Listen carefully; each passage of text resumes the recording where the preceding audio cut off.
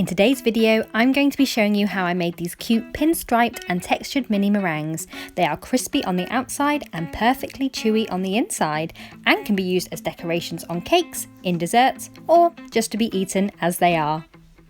These are really easy to make, and you only need 3 ingredients. You can make as many or as few as you like, just remember to keep the ratio the same. Before you even begin mixing your ingredients together, your bowl and whisk must be completely free from grease. Otherwise, it's impossible for the proteins in the egg whites to break down and your meringues may collapse.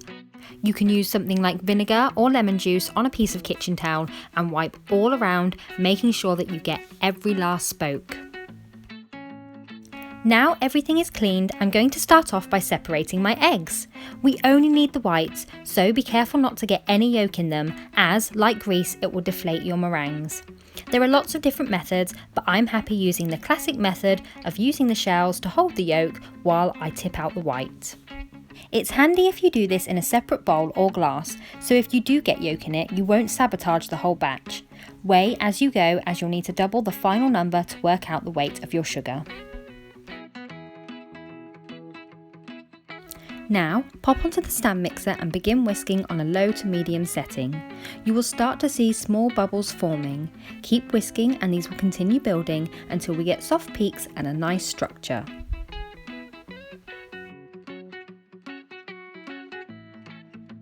Once your meringue starts to look like this, you can move it up to a medium setting. While my eggs are still whipping, I'm going to weigh out my sugar. I had 97 grams of egg whites, therefore I need 194 grams of sugar.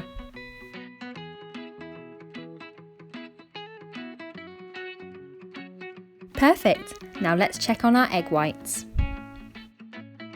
These are looking perfect, but to check if they are the right consistency, we can do the upside down test.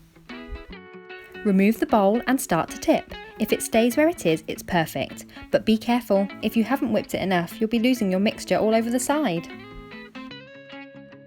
Return to the stand mixer and begin whisking again on a low to medium setting. Spoonful at a time, start to incorporate the sugar, allowing it to completely mix in before adding the next one. If you overload your bowl with sugar, you may collapse that beautiful meringue and all that hard work will be for nothing. The aim is to keep these as airy and light as possible. Move the setting back to medium and let them whisk for 2 to 3 minutes more.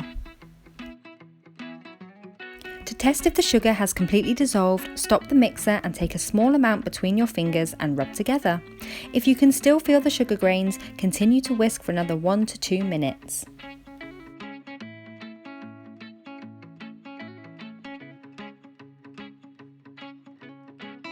Keep checking and whisking until the meringue is super smooth and you can feel no more graininess.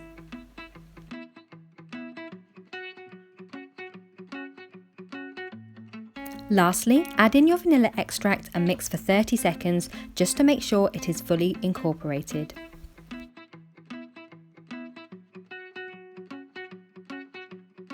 Your finished meringue mixture should be lovely and glossy and be able to form stiff peaks.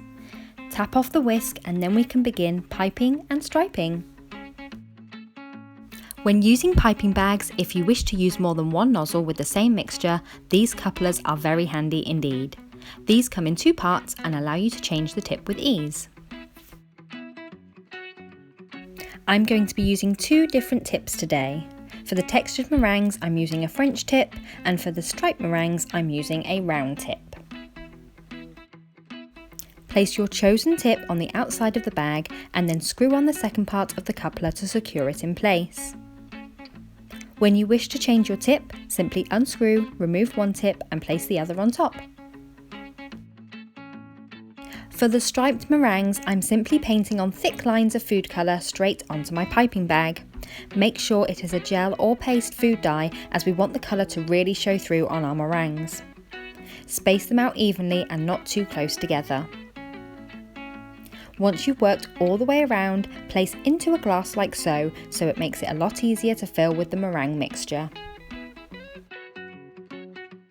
Carefully spoon in the meringue mixture a bit at a time to keep your stripes straight and neat. Remove the piping bag from the glass and gently massage over the lines. This makes sure that the meringue is picking up the food dye and gives that perfect striped look. To stop my parchment paper moving around, I use a little of my meringue mixture to hold it into place.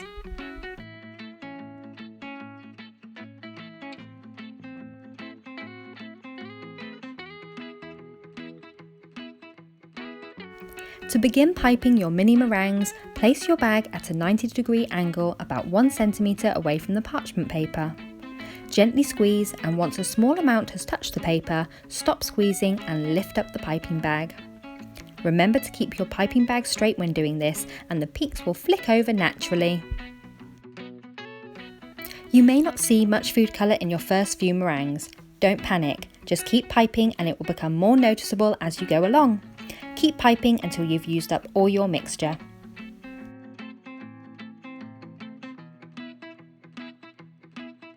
Now we're going to move on to the textured meringues. I'm keeping these ones white, so I filled a new piping bag and attached the large French tip. Using the same technique as before, pipe your meringues and keep going until you fill the tray.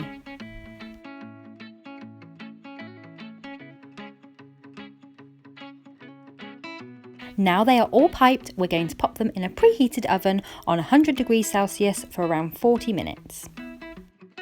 To check if they are baked, simply pick one off the tray. If it comes away easily and doesn't leave any sticky residue, they're done. If they are a little underbaked, return to the oven for 5 minutes and check again. Don't leave your meringues too long in the oven. I popped this one back in just for 10 minutes more and you can see how cracked, browned and brittle they are. Keep a close eye on them and you will have perfectly chewy and crisp meringues.